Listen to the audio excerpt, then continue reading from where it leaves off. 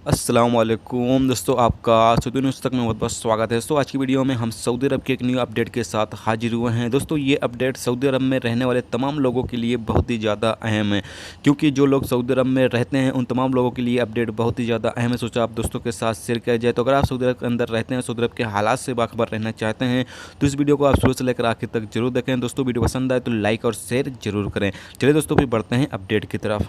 दोस्तों अपडेट ये है कि गैर मुल्कियों के लिए सऊदी अरब से बेदखल होना आम बात है। वो किसी भी दूसरे वीज़े पर सऊदी अरब नहीं आ सकते हैं। मजमज वेबसाइट के मुताबिक एक सऊदी खातून ने महकमे पासपोर्ट से ऑनलाइन पूछा कि क्या सऊदी अरब से ऐसे अफराद जिन्हें बेदखल कर दिया जाता है, मिसाल के तौर पर ब्लैक लिस्ट कर दिया जाता है, क्या वो हज या उम्रा करने के लिए सऊदी अरब आने का हक़ रखते हैं या नहीं रखते हैं।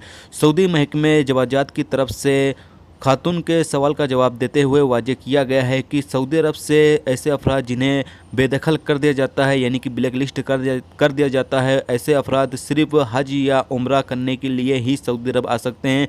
बाकी किसी दूसरे वीज़े पर वो सऊदी अरब नहीं आ सकते हैं, यानी कि वर्क वीज़े या किसी दूसरे वीज़े पर वो सऊदी अरब नहीं आ सकते हैं। सिर्फ हज या उम्रा करने के लिए वो सऊदी अरब आ सकते हैं। लेकिन इस बात का भी उनको ख्याल रखना होगा कि जो उनके पास टाइम होता है हज या उम्रा करने के लिए आते हैं जो लोग, उनके पास जो टाइम दिया जाता है उनको उसी टाइम के दौरान अंदर अंदर उनको वापस अपने मुल्क जाना रहता है। अगर वो नहीं जाते हैं तो फिर उनके खिलाफ बड़ी कार्रवाई की जाएगी। तो याद रहेगी, ऐसे लोग जिन्हें सऊदी अरब से बेदखल कर दिया जाता है यानी कि ब्लैक लिस्ट कर दिया जाता है, ऐसे अफराद हज या उम्रा करना चाहते हैं तो वो सऊदी अरब आ सकते हैं। हज और उम्रा करने पर कोई भी पाबंदी नहीं लगी हुई है। लेकिन यहाँ पर मेरे बहुत सारे दोस्तों पूछते रहते हैं कि भाई जो लोग जेल के जरिए अपने मुल्क जाते हैं यानी कि जिनका इकामा ख़त्म हो जाता है या जिनका इकामा कपिल बनाया ही नहीं होता है, ऐसे अफराद को जवाजात पकड़ लेती है और उनको जेल के जरिए उनके मुल्क भेज देती है, तो क्या वो लोग दोबारा सऊदी अरब आ सकते हैं या नहीं आ सकते हैं। तो दोस्तों आप सभी पता चलें कि अगर आपको जवाजात पकड़ लेती है, आपका इकामा एक्सपायर हो जाता है यानी ख़त्म रहता है, या फिर आपका इकामा कपिल बनाया ही नहीं होता है, तो ऐसे में अगर जवाजात आपको पकड़ती है और आपको आपके मुल्क भेज देती है तो ऐसे में आप 3 साल के बाद दोबारा नए वीज़े पर सऊदी अरब आ सकते हैं। लेकिन यहाँ पर दोस्तों आपको एक चीज़ ये बता चलूँ कि जो लोग ह्रूफ वाले हैं, अगर उनको अब सऊदी अरब से डिपोर्ट किया जाता है यानी सऊदी अरब से वो जाते हैं तो वो दोबारा सऊदी अरब नहीं आ सकते हैं, लेकिन वो लोग भी हज उम्रा करने के लिए सऊदी अरब आ सकते हैं। पहले ये था कि अगर कोई भी जिनका ह्रूफ लगा हुआ हो, ऐसे अफराद अगर वो सऊदी अरब से जाता था तो वो 5 साल के बाद दोबारा सऊदी अरब आ सकता था। लेकिन अब जो 5 साल की पाबंदी लगाई जाती थी वो अब हमेशा के लिए लगा दी गई है कि वो किसी भी वर्क वीज़े पर दोबारा सऊदी अरब नहीं आ सकता है जिन लोगों का ह्रूफ लग जाता है।